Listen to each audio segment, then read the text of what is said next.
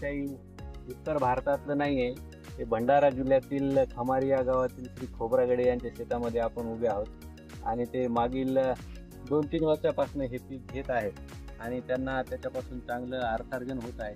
तर आपण थोडंसं त्यांच्याकडून या पिकाविषयीची जी माहिती आणि त्यांचा अनुभव आहे तो आपण जाणून घेऊया. तर मी सर्वप्रथम शेतकऱ्यांना विनंती करतो की त्यांनी त्यांचा परिचय द्यावा.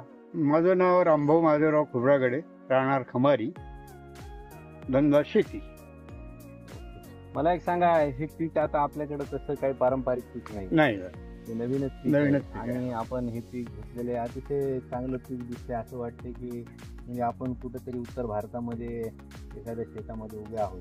इतक्या चांगल्या पद्धतीने पीक कसं काय घेतलं आपण? साहेब, मला यांचं मार्गदर्शन आवश्यक होतं. हा. आणि यांना वेळोवेळी मी कोणतंही जरी काम करायचं असलं तर डिपार्टमेंटलाच मी विचारतो का आपल्याला काय करायचं आहे, कसं करायचं आहे आणि कोणत्या पद्धतीने केल्यानंतर आपल्याला त्याचं. बरं, डिपार्टमेंटमध्ये कोणाचं मार्गदर्शन लाभलं? रणदेव साहेबांचं. मागच्या वर्षी म्हणजे मागे 3 वर्षापासून याचं आपण उत्पादन घेत आहात. तर साधारणतः किती उत्पादन आलं आपल्याला? मला मागच्या वर्षीचं 18 क्विंटलच्या वर झालेलं आहे. म्हणजे किती? 4 एकरामध्ये. 4 एकरामध्ये. 4 एकरामध्ये म्हणजे साधारणतः किती झालं? 4 म्हणजे 4.5 क्विंटलच्या जवळपास आपल्याला उतार आला. आणि त्याला दर काय मिळाला बाजारात? मला 60 रुपये म्हणजे per साहित्य किलो. 24 ते 25 हजार रुपये साधारणतः आपल्याला त्याच्यापासून म्हणजे उत्पन्न मिळालं. त्याचा खर्चाचं काही सांगता येईल का? खर्च फार कमी आहे साहेब. मला फक्त नांगरणीची, आता कापणी तर मशीनच आली म्हणतात आपल्याकडे इथं. हा, नाही पण तुम्हाला किती खर्च आला साधारण? म्हणजे समजा आपण असं धरूया की तुमच्या नांगरटीचा खर्च किती घेतात एकराला? एकराला का 1200 रुपये. आणि बियाण्याचे 700 काहीतरी रुपये घेतले एका किलोचे. म्हणजे 2000 हे झाले, हा. पाण्याच्या पाळ्या झाल्या आणि काढणीचा खर्च एक साधारण हा, 4-5 हजाराच्या बस खर्च येईल. खर्च येईल. आणि नाही, साहेबांच्या शेतावर आहे. तुम्हाला मिळाला. खोब्रागडे साहेब. हो हो. बरं. तुम्ही काय म्हणजे इतर पिकाच्या तुलनेत तुम्हाला तुमचा अनुभव या पिकाविषयी? या पिकाविषयी तर खूपच चांगला अनुभव आला मला याचा.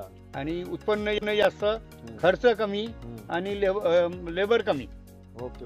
मग तुम्ही म्हणजे इतर जी रबीतली पिकं आहेत, हा, हरभरा म्हणा, त्याच्यापेक्षा. हे म्हणा, त्याच्या तुलनेत तुम्ही हे हे पीक निवडलं आहे. परवडते आणि तो घ्यावा असं तुम्हाला? माझी इच्छा. मी तर या वर्षी यंदा पूर्ण एकही दुसरा लावणार नाही, हा. फक्त मोहरी लावेल. मोहरीला पूर्ण शेतामध्ये 20 एकरामध्ये. काय कारण आहे ते घेण्यामागे? जास्त खर्च उत्पन्न, कमी, खर्च कमी, उत्पन्न जास्त, जास्त हा. आणि लेबर कमी. मोकाट जनावरांचा त्रास नाही, काही वन्य नाही, प्राण्याचा त्रास काही नाही. आणि विशेष म्हणजे चांगलं तेल घरी खायला मिळतो. हे सगळं त्याचे वैशिष्ट्य म्हणून तुम्ही हे मी पीक घेणार. आताच लावलं. मी 15 किलो पाठवलं होतं, हा. 4 किलो तेल आला मला. बरं, मग आता हे एवढं जर चांगलं पीक आहे तर परिसरात हे पीक मोठ्या प्रमाणावर का वाढत नाही, वाढून राहिलं ना साहेब आपलं. वाढून राहिलं. वाढून राहिले.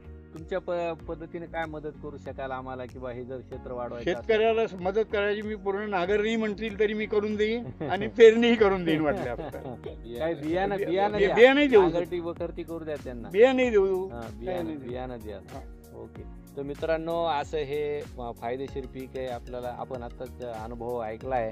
प्रत्यक्ष अनुभव ऐकल्यामुळे आपल्याला कदाचित त्याच्यावर विश्वास बसेल आणि तुमच्या लक्षात येईल की ह्या पिकासाठी खर्च कमी आहे, वन्य प्राण्याचा किंवा मोकाट जनावरांचा काही कमी त्रास आहे आणि मार्केटमध्ये दर सुद्धा त्याला चांगले आहेत.